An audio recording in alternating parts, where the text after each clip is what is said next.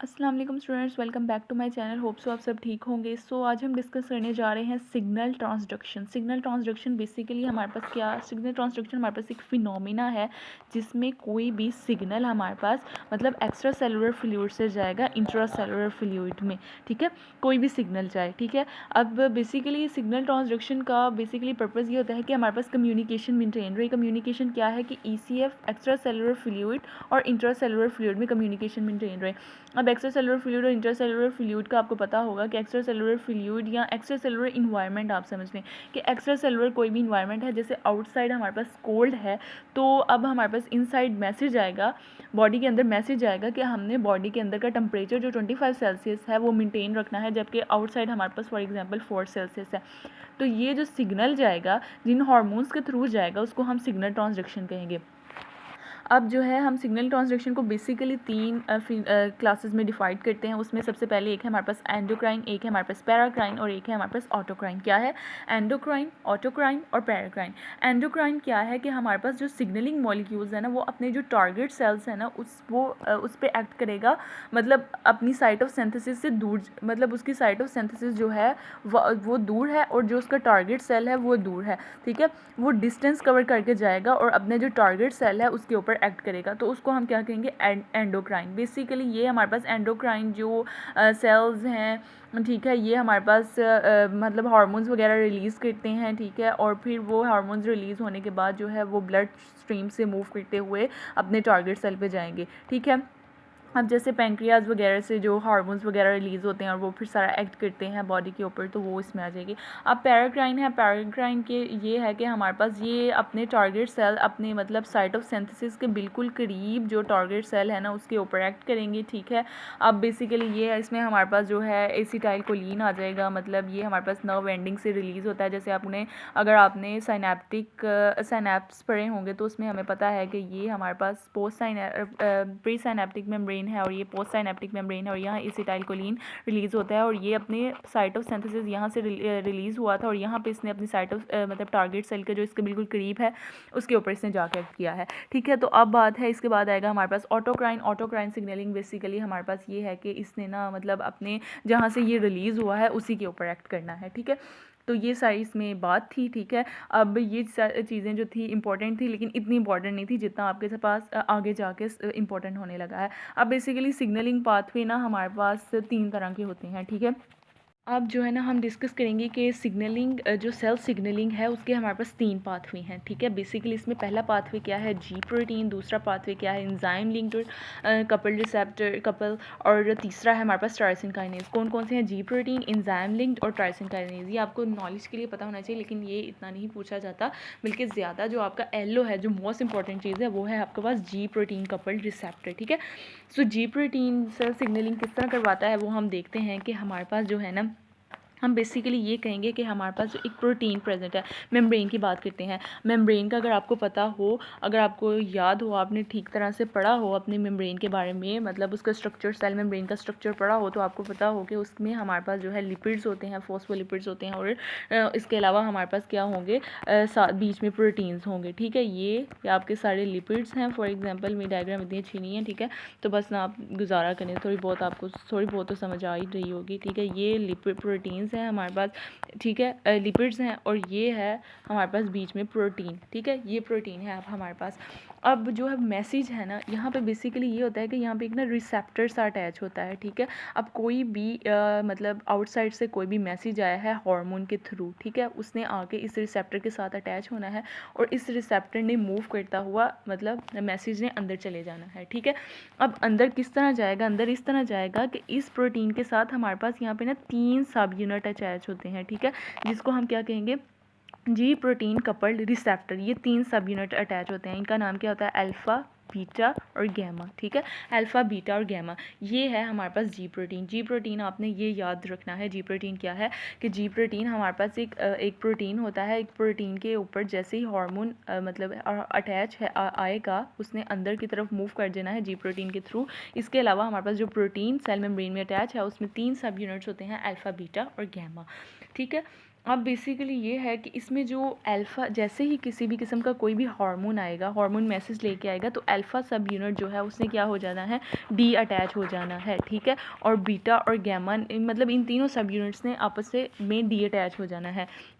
क्या होना है, इन तीन सब यूनिट्स ने अल्फ़ा, बीटा और गैमा क्या हो जाएंगे, डी अटैच हो जाएंगे, ठीक है। अब जो जिस जिस सब यूनिट ने काम करना है वो अल्फ़ा सब यूनिट, अल्फ़ा सब यूनिट बहुत इंपॉर्टेंट है, ठीक है। काम सिर्फ इसी नहीं करना है, और बीटा और गैमा का हमारे पास कोई काम नहीं है। अब आपने देखना है कि होता क्या है। अब जैसे ही कोई भी हार्मोन आगे अटैच हुआ है, ठीक है, पहले तो हमारे पास जो प्रेजेंट थे ना, मतलब ये तीनों ऐसे, जैसे आप समझे कोई पेटल है, पेटल तीन जैसे मतलब ये उसकी तीन पेटल्स हैं, और ये ना अभी फ्लावर जो है ये अभी मतलब बड़ा नहीं हुआ, ये इस तरह जुड़ा हुआ है, आपस में बंद है फ्लावर, ठीक है।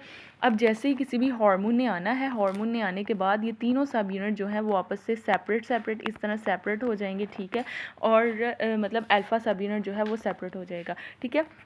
इसके अलावा जो है हम ये बेसिकली जो ये तीन रिसेप्टर्स हैं ना, इनको हम क्या कहेंगे, इनको हम कहेंगे guanosine nucleotide binding receptor, guanosine nucleotide binding receptor, जिसको हम क्या कहेंगे, जी प्रोटीन भी कहेंगे, ठीक है। अब बेसिकली ये होता है कि जी प्रोटीन ना, इनके साथ जीडीपी अटैच होता है, जिसकी वजह से ये क्या होते हैं, वैसे तो ये एक्टिव फॉर्म में होते हैं, ठीक है, लेकिन जैसे भी कोई हार्मोन आता है, हार्मोन ने आना है, तो अल्फ़ा सब यूनिट ने क्या होना है, सेपरेट हो जाना है, जिसके बाद इसके साथ अटैच हो जाना है अल्फ़ा जीटीपी, ठीक है। अल्फ़ा किसने अटैच हो जाना है, जीटीपी ने अटैच हो जाना है, ठीक है। अब जो है जैसे ही हमारे पास काम जो है वो दोबारा से ख़त्म हो जाएगा, मतलब अब ये अल्फ़ा जीटीपी जो है ये एक्टिव स्टेट है, ठीक है। वो जीडीपी हमारे पास जो थी वो इनएक्टिव स्टेट थी, ठीक है। ये सारी बात है अब इसमें। अब जो है आपको होप सो समझ आ गई होगी, इसमें कोई इतनी मुश्किल बात नहीं है, ठीक है। अब हम ना इसमें सारे मैकेनिज़्म की बात करते हैं। अब जो जीटीपी है ना, अब जो सब यूनिट हैं वो भी हमारे पास जो हैं तीन हैं। जी प्रोटीन भी अब हमारे पास तीन है। वो जी प्रोटीन कौन कौन से हैं, तीन है तो बहुत ज़्यादा, लेकिन बेसिकली हम जो तीन की बात करेंगे वो है जी क्यू, जी आई और जी एस। इन तीनों का जो काम है ना वो बिल्कुल डिफरेंट है एक दूसरे से, ठीक है।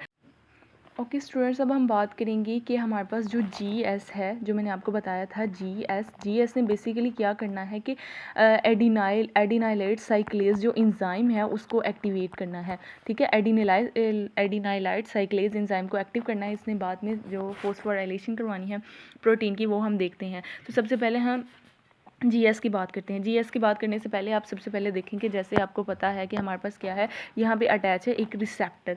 अब कोई भी चेंज आने की वजह से हार्मोन आया है आउटसाइड, हार्मोन आउटसाइड से आया है मतलब और उसने आगे इस रिसेप्टर के साथ अटैच हो जाना है, ठीक है। इस रिसेप्टर के साथ अटैच होना है, इस रिसेप्टर के साथ अटैच होने की जैसे हम बात करते हैं कि ये हमारे पास नॉन एपिनेफ्रीन हार्मोन है एक, ठीक है। और ये हमारे पास बीटा एड्रीनर्जिक रिसेप्टर है, ठीक है। ये किसकी बात कर रहे हैं, जीएस की बात कर रहे हैं। उसने क्या करना है, जैसे ये हार्मोन आया है तो ये जो तीन सब यूनिट है ना, जो मैंने आपको बताए थे, ये तीन सब यूनिट जो हैं वो इजीली एक दूसरे से क्या हो जाएंगे, डीटैच हो जाएंगे, मतलब अल्फ़ा, बीटा और गैमा, ठीक है। अब जो अल्फ़ा सब यूनिट है ना, अल्फ़ा सब यूनिट ने क्या करना है, यहाँ से डीटैच हो गया है, यहाँ से सेपरेट होने के बाद जो है इसने क्या करना है, इस अल्फ़ा सब यूनिट ने, ये हमारे पास मेम्ब्रेन में एक और प्रोटीन प्रेजेंट है, ठीक है। ये तो एक प्रोटीन हमारे पास प्रेजेंट थी बीटा ये हमारे पास यहाँ पे प्रेजेंट था बीटा एडिनर्जिक, ठीक है। ये यहाँ पे ये एक प्रोटीन प्रेजेंट थी। अब यहाँ पे एक और प्रोटीन प्रेजेंट है जिसको हम कहेंगे एडिनाइल साइक्लेज। क्या कहेंगे, एडिनाइल साइक्लेज। जैसे हमने कहा था ना कि इसने एडिनाइलाइट साइक्लेज को एंजाइम को मतलब स्टिमुलेट करना है ना, तो अल्फा सब यूनिट ने यहाँ पे एक प्रोटीन प्रेजेंट है एडिनाइल साइक्लेज। एडिनाइल साइक्लेज को इसने क्या करना है, एक्टिव कर देना है। अब बेसिकली एडिनाइल साइक्लेज में जितने भी एटीपी बेसिकली स्टोर्ड फॉर्म में प्रेजेंट होते हैं, ठीक है। तो एडिनाइल साइक्लेज को इसने क्या करना है, जो है वो उसको हमने एडिनाइल साइक्लेज को अल्फ़ा सब यूनिट ने एडिनाइल साइक्लेज के साथ अटैच होकर एडिनाइल साइक्लेट बना देना है, जिसने जितने भी हमारे पास स्टोर्ड मतलब उसने आगे से CAMP को एक्टिवेट कर देना है। CAMP मतलब साइक्लिक AMP को एक्टिवेट करना है, ठीक है। साइक्लिक AMP को यहाँ पे स्टोर्ड फॉर्म में जितने भी प्रोटीन ATP प्रेजेंट थे उनको इसने रिलीज़ करना है, और किसको एक्टिवेट कर देना है, साइक्लिक AMP को। साइक्लिक AMP को क्यों रिलीज़ करेगा, ताकि मतलब ये आगे से ATP बन सके, ठीक है।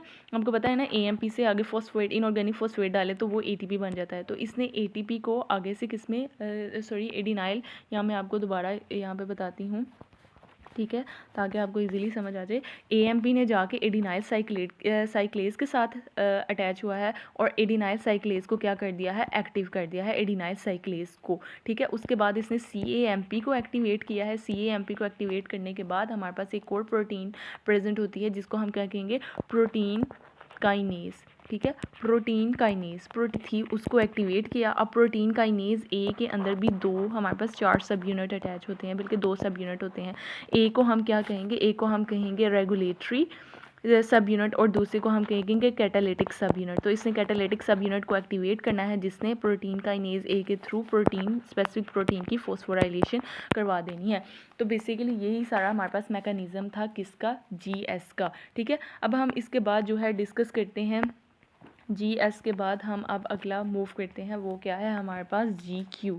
GQ का काम क्या है, GQ का भी बेसिकली वही काम है, बस इसमें थोड़ा सा चेंज है कि इसमें हमारे पास रिसेप्टर्स वगैरह चेंज हैं, ठीक है, और इसमें जो हार्मोन आएगा वो थोड़ा चेंज होगा। तो GQ को देख लेते हैं। अब हम इधर बात करेंगे GQ की। GQ ने किसको एक्टिवेट करना है, GQ ने आपने याद रखना है, GQ ने एक्टिवेट करना है फॉस्फोलाइपेज C को। फॉस्फोलाइपेज C को किसको एक्टिवेट करना है, फॉस्फोलाइपेज C को। अब क्या होगा कि जैसे ही हमारे पास कोई भी हार्मोन आएगा, हार्मोन ने आके यहाँ पे थोड़ा सॉरी कलर चेंज कर देते, जैसे ही हमारे पास हार्मोन ने आके अटैच हुआ है, यहाँ पे हार्मोन अटैच हुआ है, ठीक है। अब ये हार्मोन बेसिकली हमारे पास, हम इसको कह सकते हैं ग्लूटामेट, ठीक है, समझ लें आपके ग्लूटामेट हार्मोन अटैच है, ये इसका ग्लूटामेट का रिसेप्टर है, ठीक है। अब इसके साथ जो सब यूनिट अटैच है ना, वो क्या है, उस सब यूनिट को हम क्या कहेंगे, GQ, ठीक है। GQ सब यूनिट अटैच है यहाँ पे हमारे पास, कौन सा है, मतलब GQ इस बेसिकली जी प्रोटीन का नाम है ये GQ। अब कोई भी हार्मोन आएगा, ठीक है, उस हार्मोन ने क्या करना है, आके इन 3 जो सब यूनिट है जैसे पहले हुआ था उनको अलग-अलग करेगा, ठीक है। अलग-अलग करने के बाद क्या होगा कि मतलब जो अल्फ़ा सब यूनिट है वो यहाँ पे एक प्रोटीन प्रेजेंट है, जिस तरह वहाँ पे प्रेजेंट थी फॉस्फोलाइपेज C, इसने फॉस्फोलाइपेज C को दोबारा क्या कर देना है, एक्टिव कर देना है, ठीक है। अल्फ़ा सब यूनिट ने यहाँ पे जाके अटैच होकर फॉस्फोलाइपेज C को एक्टिव कर देना है, ठीक है। अब जो फॉस्फोलाइपेज C है उसका बेसिकली क्या काम होगा कि फॉस्फोलाइपेज C की ये वाली जो सिस्टोलिक साइट है, ठीक है, फॉस्फोलाइपेज C की कौन सी, सिस्टोलिक साइट, याद रखना है आपने। फॉस्फोलाइपेज C की हमारे पास जो सिस्टोलिक साइट है वहाँ पे हमारे पास जो है स्पेशल प्रोटीन प्रेजेंट है जिसको हम क्या कहेंगे, फॉस्फोफिटोडाइल इनोसिटाइल ट्राइफॉस्फेट, फॉस्फोफिटोडाइल इनोसिटाइल ट्राइफॉस्फेट, ठीक है। ये सारा हमारे पास ये यहाँ पे प्रेजेंट है नाम, ये यहाँ पे हमारे पास प्रोटीन प्रेजेंट है, ठीक है। इसने आगे से इस प्रोटीन को मतलब इसने एक्टिवेट किया था ना जैसे ही, तो इसकी एक्टिवेशन की वजह से हमारे पास यहाँ पे जो फॉस्फोफिटोडाइल इनोसिटाइल ट्रांसफर ये जो हमारे पास प्रोटीन है इसने एक्टिव हो जाना है, और एक्टिव होने के बाद इसने टूट जाना है किसमें, IP3 और इसके अलावा डाइएसाइल ग्लिसरॉल, ठीक है। IP3 इनोसिटाइल ट्राइफॉस्फेट में इसमें कन्वर्ट हो जाना है और डाइएसाइल ग्लिसरॉल में, ठीक है। अब जो IP3 है इसने बेसिकली क्या करना है कि सेल के अंदर जाना है और सेल के अंदर जाकर जितने भी कैल्शियम रिलीजिंग फैक्टर्स आपको पता है माइटोकॉन्ड्रिया या इसके अलावा सार्कोप्लाज्मिक रेटिकुलम है उनको रिलीज़ करना है, ठीक है, उनको एक्टिवेट करना है कि तुम ज़्यादा से ज़्यादा कैल्शियम को रिलीज़ करो, ठीक है। कैल्शियम को रिलीज़ कराएगा और फिर सारा आपको पता है कि एक्टिन मायोसिन का जितना भी काम हो कैल्शियम के थ्रू ही होता है, ठीक है। तो ये सारा वहाँ पे प्रोसेस होगा। अब जो डाइएसाइल ग्लिसरॉल है उसने क्या करना है, उसने प्रोटीन काइनेज C को एक्टिवेट करना है। हमने पढ़ा था, हमने एडिनाइल साइक्लेट में अगर आपको याद हो तो उसने प्रोटीन काइनेज A को एक्टिवेट किया था, लेकिन इसने यहाँ पे प्रोटीन काइनेज C को एक्टिवेट करना है। प्रोटीन काइनेज C ने दोबारा से आगे से प्रोटीन की जो फॉस्फोराइलेशन, कुछ प्रोटीन की फॉस्फोराइलेशन करवानी है, ठीक है।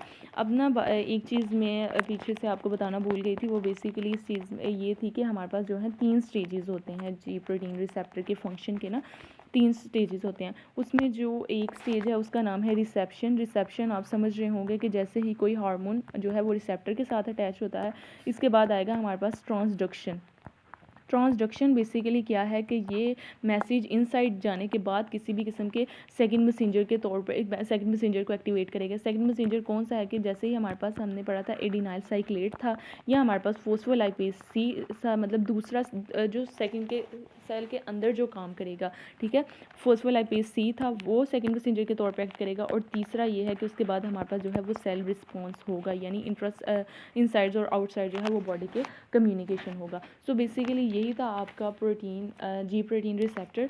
सो अगर आपको कोई भी चीज़ मुश्किल लगी हो तो आप मुझसे पूछ सकते हैं। अगर आपको वीडियो अच्छी लगे kindly subscribe my channel. Thank you so much.